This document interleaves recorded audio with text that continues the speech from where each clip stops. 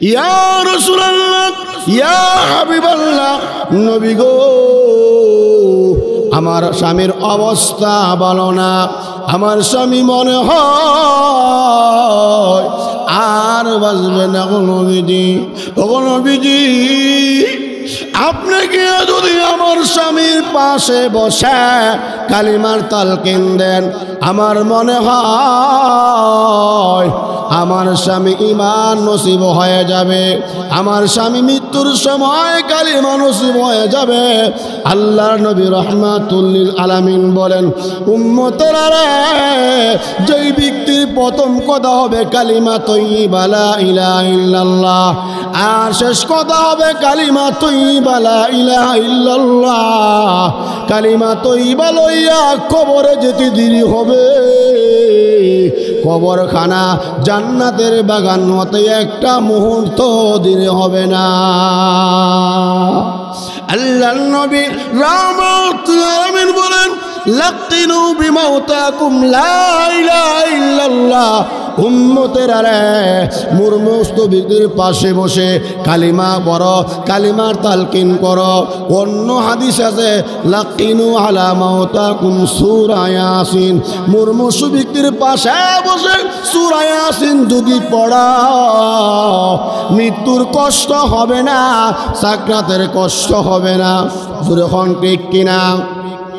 ये तेरे मेराज है, ये तेरे मेराज है कि मैं तेरे कदम तक पहुँचा। ये तेरे मेराज है कि मैं लौहे कलम तक पहुँचा, और मेरे मेराज है कि मैं तेरे कदम तक पहुँचा। बलगल उला बिकमालिह कशफत दुजा बिजमालिह, हसनत जमीउ खिसालिह, सल्लु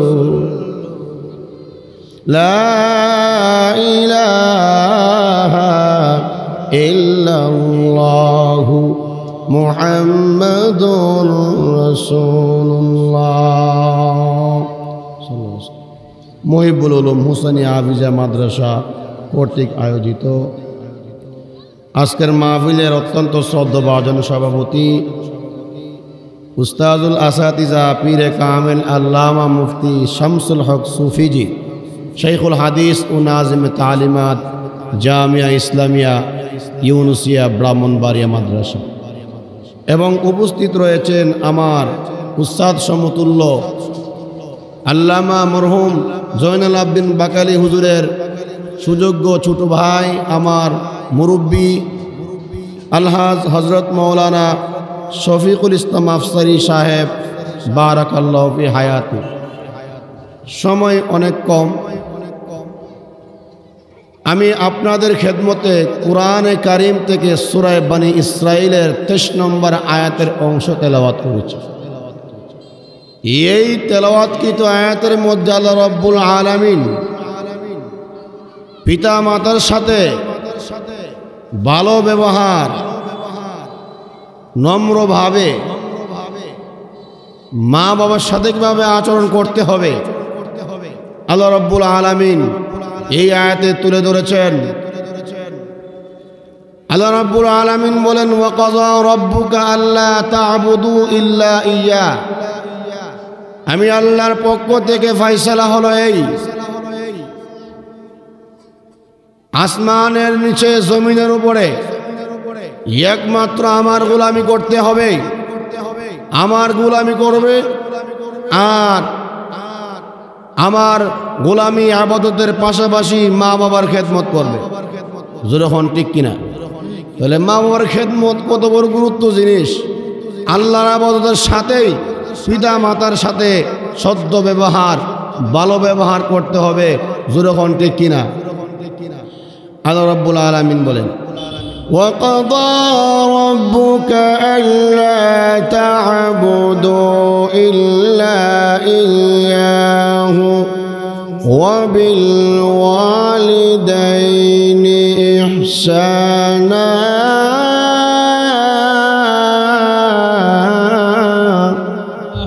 ওয়ালিদাইন মা বাপ, এই মাতা পিতার সাথে ইহসানা নরম ভাষায়।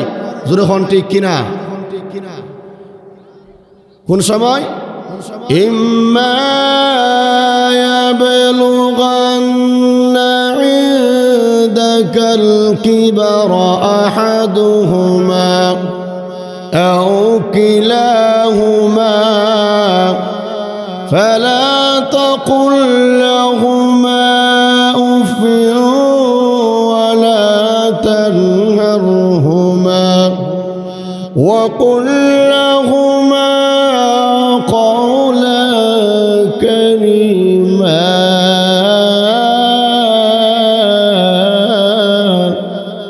إما يبلغن عندك الكبر কিবার মানে বার্ধক্য, বার্ধক্যের কারণ জনিত।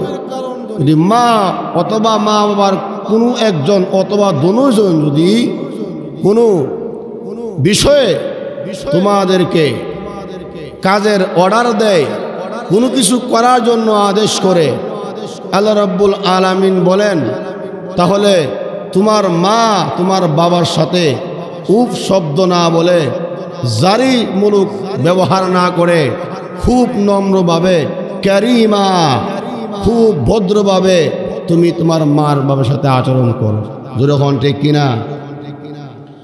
ওয়াহফিজ লাহুমা জানাহায যুল, এবং তুমি বিছায়া দাও, অর্থাৎ মা বাপ যেমনি বলে এমনি তুমি তার আদেশ মানতে বাধ্য হও।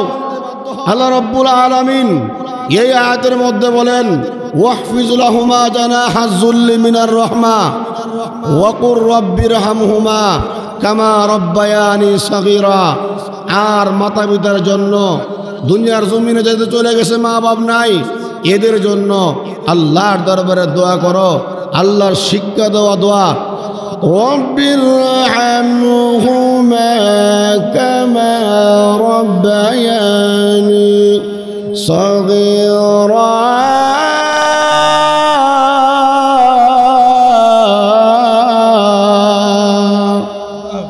হে প্রভু, আমার মা বাপ দুনিয়ার জমিনে নাই, তারা অনেক কষ্ট করেছে আমাদের জন্যে।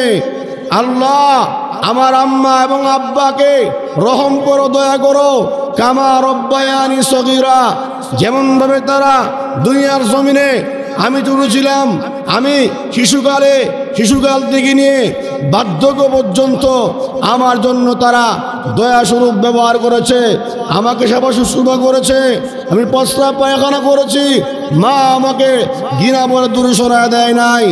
এই জন্য প্রত্যেকটা মুসলমানের জন্য কর্তব্য হলো আল্লাহর দরবারে মা বাবার জন্য দোয়া করা। যেরকম ঠিক কিনা? মা বাপ খুশি থাকলে আল্লাহও খুশি। যেরকম ঠিক নেই? মা বাপ যদি বেজার হয়ে যায় তাহলে আল্লাহও বেজার হয়ে যাবে। সাখাতুর রাব্বি ফি সাখাতিল ওয়ালিদাইন, আল্লাহর সন্তুষ্ট, পিতা মাতার সন্তুষ্ট, আল্লাহর সন্তুষ্ট। যেরকম ঠিক কিনা? দুনিয়ার ব্যবসা বাণিজ্য এরকমভাবে সর্বদিক দিয়া সফলতার জন্য মা বাবার খেদমত এর বিকল্প নাই। দুনিয়া এবং পরকালের সফলতা অর্জনের জন্য মা বাবার সাথে ভালো ব্যবহার এবং খেদমত দরকার আসেনি।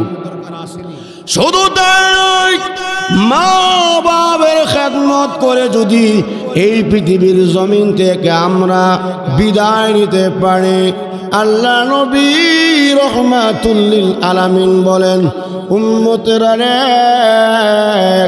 যদি তোমার মা তোমার আব্বা তোমার প্রতি সন্তুষ্ট থাকে, আল্লাহ তোমার প্রতি সন্তুষ্ট থাকবে। যেরকম ঠিক কিনা? আর যদি মা বাবা তোমার প্রতি অসন্তুষ্ট হয়ে যায়, আল্লাহ তোমার প্রতি অসন্তুষ্ট হয়ে যাবে। শুধু তাই নয়, ও যুবক, ও এলাকার মা এবং বোনেরা, মার মনে আঘাত দিও না, আব্বার মনে আঘাত দিও না, মার মনে কষ্ট দিও না, আব্বার মনে কষ্ট দিও না। মা বাবার মনে যদি তুমি আঘাত দাও, দুনিয়াতে তোমার ক্ষতি আসে এবং মৃত্যুর সময় তোমার কালিমা নসিব হবে না, ঈমান নসিব হবে না। জোরে হন ঠিক কিনা? আল্লাহ নবী, বিশ্ব নবী রহমাতুল আলামিনের জামানায় একজন সাহাবী যার নাম হলো হযরত আলকামা রাদিয়াল্লাহু তাআলা আনহু। এই আলকামা রাদিয়াল্লাহু তাআলা আনহু সাকরাতের সময় মুমূর্ষ অবস্থা যেদিন হয়, এ অবস্থায় ওনার স্ত্রী মনে মনে ভাবলেন, আমার স্বামী মনে হয় এটাই তার শেষ সময়, আর মনে হয় তার সে বাঁচবে না। এই জন্য আলকামার স্ত্রী আল্লাহর নবী রাহমাতুল লিল আলামিনের দরবারে গিয়া বলেন, ইয়া রাসূলুল্লাহ, ইয়া হাবিবাল্লাহ, নবী গো, আমার স্বামীর অবস্থা ভালো না, আমার স্বামী মনে হয় আর বাঁচবে না। গো নবীজি, ও নবীজি, আপনি কি যদি আমার স্বামীর পাশে বসে কালিমার তালকিন দেন, আমার মনে হয় আমার স্বামী ঈমান নসিব হয়ে যাবে, আমার স্বামী মৃত্যুর সময় কালিমা নসিব হয়ে যাবে। আল্লাহর নবী রাহমাতুল লিল আলামিন বলেন, উম্মতেরা রে, যেই ব্যক্তির প্রথম কথা হবে কালিমা তাইয়্যিবা লা ইলাহা ইল্লাল্লাহ, আর শেষ কথা হবে কালিমা তাইয়্যিবা লা ইলাহা ইল্লাল্লাহ, কালিমা তাইয়্যিবা লইয়া কবরে যেতে দেরি হবে, কবরখানা জান্নাতের বাগান হতে একটা মুহূর্ত দেরি হবে না। আল্লাহর নবী রাহমাতুল আলামিন বলেন, লাকিনু বিমাউতাকুম লা ইলাহা ইল্লাল্লাহ। উম্মতেরা রে, মুরমুস্ত ব্যক্তির পাশে বসে কালিমা পড়ো, কালিমার তালকিন করো। অন্য হাদিস আছে, লাকিনু আলা মাউতাকুম সূরা ইয়াসিন। মুরমুস্ত ব্যক্তির পাশে বসে সূরা ইয়াসিন যদি পড়াও, মৃত্যুর কষ্ট হবে না, সাকরাতের কষ্ট হবে না। যখন ঠিক কিনা? আলকামার স্ত্রী আল্লাহ নবী রাহমাতুল আলামিনের কাছে গিয়ে যখন বললেন, রাহমাতুল লিল আলামিন সাহাবায়ে কেরামদেরকে পাঠিয়ে দিলেন, বিশেষ করে বেলাল হাবশী রাদিয়াল্লাহু তাআলা আনহু। সে আলকামার পাশে বসে কালিমার তালকিন দেয়, কিন্তু আলকামার জবান দ্বারা কালিমা আসে না। আলকামার পাশে বসে কালিমার তালকিন দিচ্ছে, লা ইলাহা ইল্লাল্লাহ, লা ইলাহা ইল্লাল্লাহ, লা ইলাহা ইল্লাল্লাহ বলে তালকিন দেয়, আলকামার জবান দ্বারা কালিমা বের হয় না। অবস্থা করুন দেখেন আল্লাহ নবীর সাহাবী হযরতে বেলাল হাবশী রাদিয়াল্লাহু তাআলা আনহু আল্লাহ নবীর দরবারে এসে অবস্থা অবগত করলেন। আল্লাহ নবী বলেন, বেলাল রে, আমি একে দেখো আলকামার আম্মা আব্বা পৃথিবীর জমিনে বেঁচে আছে কি নাই। খবর নিয়ে দেখলাম আলকামার আব্বা আগেই দুনিয়ার জমিন থেকে বিদায় হয়ে গেছে, মা আছে বাবা নাই। এবার আল্লাহ নবী রাহমাতুল আলামিন বলল, আরে বেলাল, বুঝেছি আলকামার কেন বান্দারা কালিমা বের হয় না। আরে বেলাল, তুমি যাও আলকামার মার কাছে গিয়ে আমার সালাম বলো, যদি আলকামার মা আমার বাড়িতে আসতে পারে তাহলে ফাবিহা অনেক ভালো, যদি আসতে না পারে আমি নিজে আলকামার মার কাছে দেখা করব। সুবহানাল্লাহ কোন। বেলাল রাদিয়াল্লাহু তাআলা আলকামার মার কাছে গিয়া নবীজির কথা বললেন, আল্লাহর নবী রাহমাতুল আলামিন আপনাকে আহ্বান করেছে। আলকামার মা গো, যদি না যাইতে পারো আল্লাহর নবী আপনার দরবারে আসবে।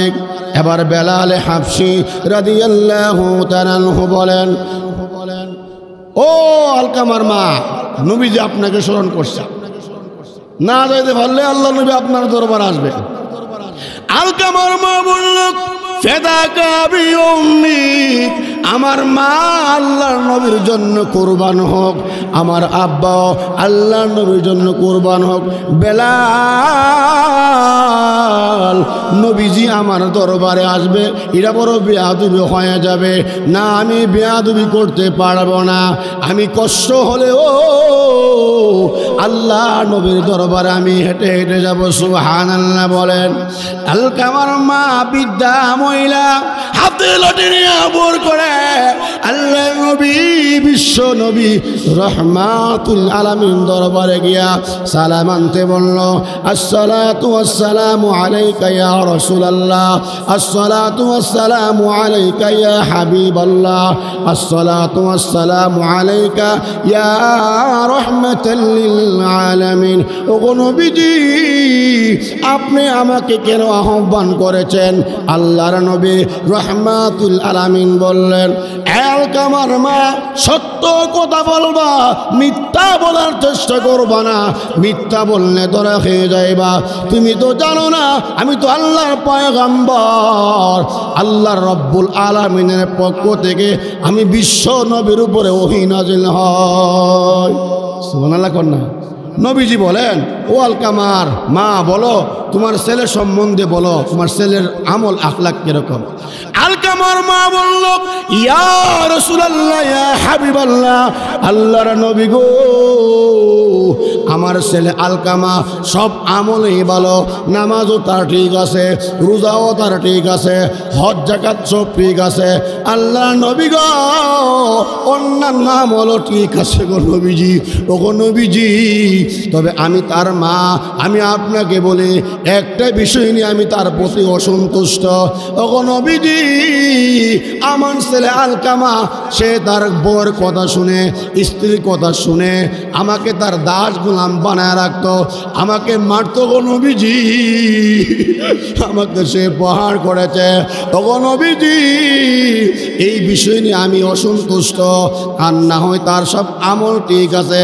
আল্লাহ নবী রাহমাতুল ডেকে ডেকে বলেন, বেলাল রে, বুঝেছি কেন তার জবান দ্বারা কালিমা আসে না। ও বেলাল, আর দেরি করবো না, গাদা খনন করো, জ্বালানি সংগ্রহ করো, আগুন এনে দাও। আমি আলকামাকে আর দেরি করবো না, তার মার সামনে আলকামাকে আগুন দ্বারা জ্বালাইয়া দিব। আলকামার মা কাউলিয়ার বলে, ইয়া রাসূলুল্লাহ, ইয়া হাবিবাল্লাহ, ওগো নবীজি, আমার ছেলে আলকামাকে আপনি আগুন দ্বারা পোড়াইয়া দিবেন। আমি মার সামনে আপনি আগুন দ্বারা পোড়াইয়া দিবেন। আল্লাহ নবী গো, আমি মা হইয়া কেমনে সহ্য করব? না গো নবী, আমি সহ্য করতে পারবো না। আল্লাহ নবী রাহমাতুল আলামিন আলকামার মাকে ওয়াজ করে বলতেছেন, ও আলকামার মা শোনাও, জাহান্নামের আগুন বড় কঠিন হবে, দুনিয়ার আগুনের চেয়ে